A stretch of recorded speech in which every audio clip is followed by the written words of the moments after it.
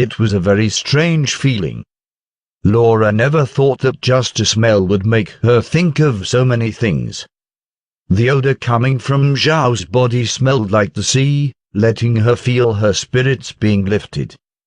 Laura froze for a moment, but Zhao turned to look at Laura's beautiful face. "Miss Laura, what are you doing?" Laura recovered, then blushed and quickly let go of Zhao's clothes.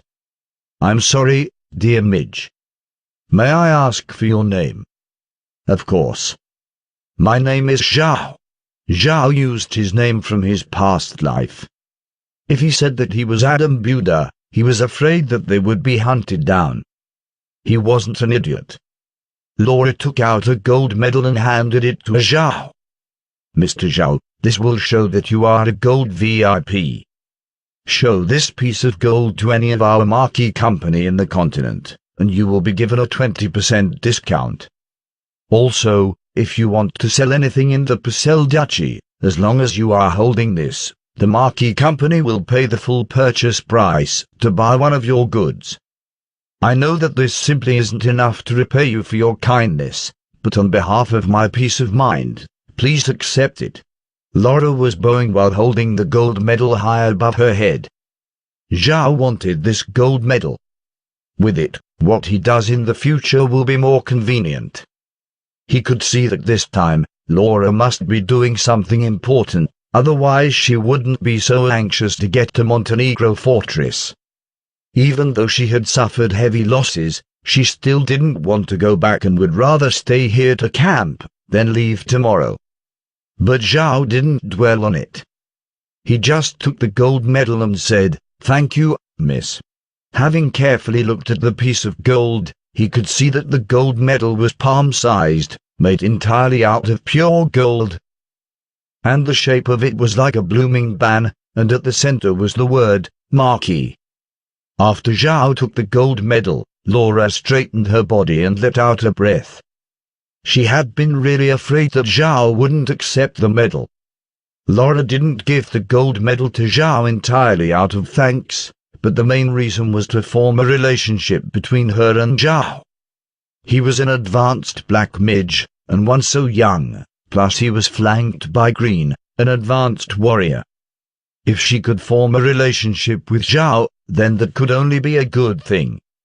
In the Ark continent, strength was respected. If Laura could become friends with Zhao the advanced black mage, then it would be a great influence to her position in her clan. So when she saw that Zhao accepted the gold medal, she felt relieved.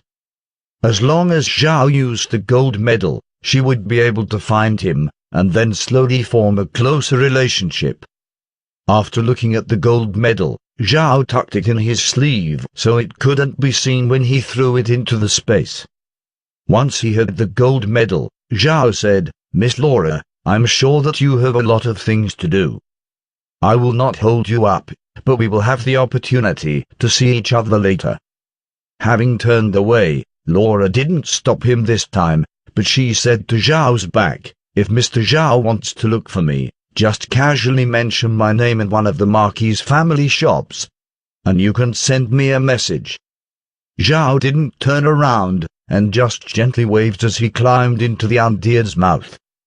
Once Megan Green followed behind Zhao into the Undead's body, the Undead then quickly left the battlefield. Laura watched as the Undead walked away. Once it was gone, she couldn't help but let loose a breath. Then a 15-year-old girl, who was wearing a maid outfit, came to Laura's side while holding a box which contained an orb filled with dead souls. The girl walked around Laura and said, "Miss, will we really have to camp here?"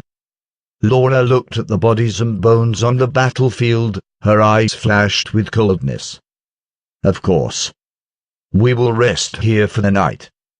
Tomorrow morning, we will be on our way to Montenegro Fortress as soon as possible. Send someone to keep a lookout on the back of the slope." A warrior saluted, then turned and ran to the back of the slope. Laura turned to the girl dressed as a maid and said, "Nya, are you scared?" Nya was pale, but she shook her head. However, Laura still saw the distressed look on Nia's face. She touched her head and said, "Do not worry, Nia. You don't have to be afraid. I will not let such a thing happen to you." Although Nia was Laura's maid, the two grew up together. Because of this, Laura always felt that Nia was like a sister, so she comforted her. However, Laura was very clear that this time they really had something to fear. Because of the stakes of this transaction, only a few core members of the clan knew about it, but somehow the Immortal Mercenary Group had been waiting days in advance to ambush them. So they apparently knew about their plans. The Immortal Mercenary Group weren't prophets, they could only rely on guesses for their robberies. So someone must have told them about the plan.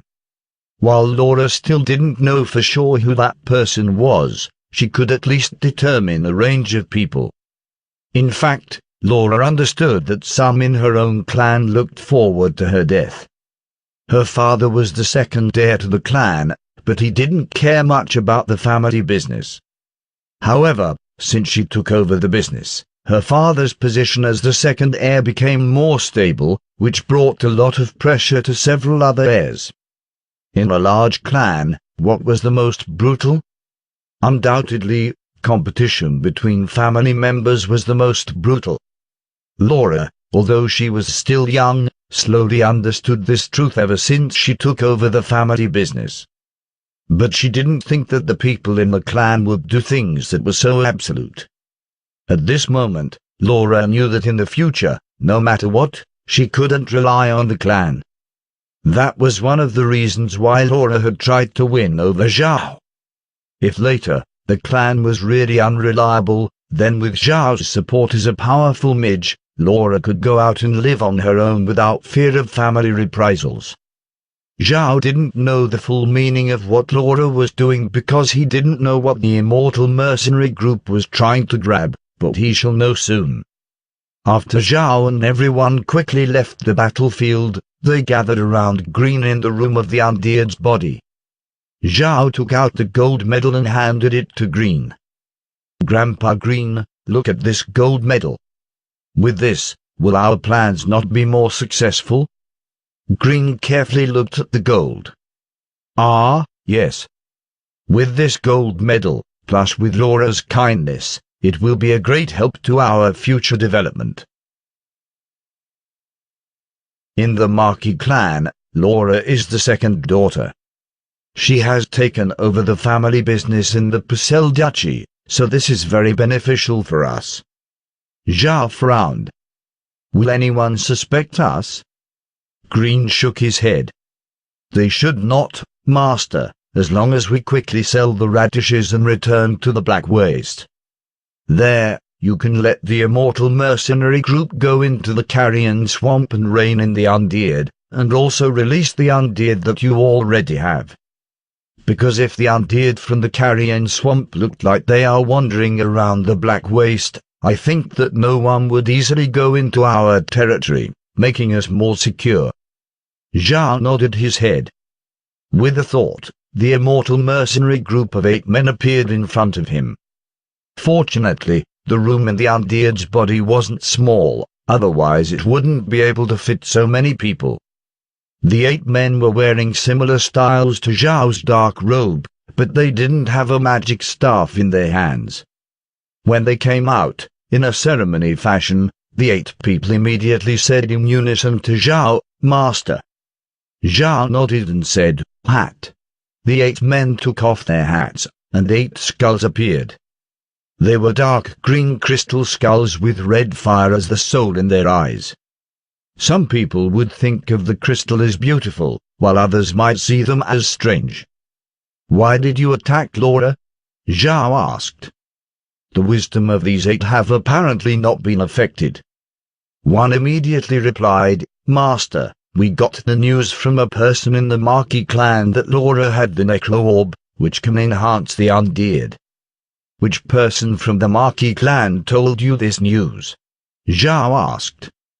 Just then, Green suddenly asked, "Master, are you saying that they can speak?"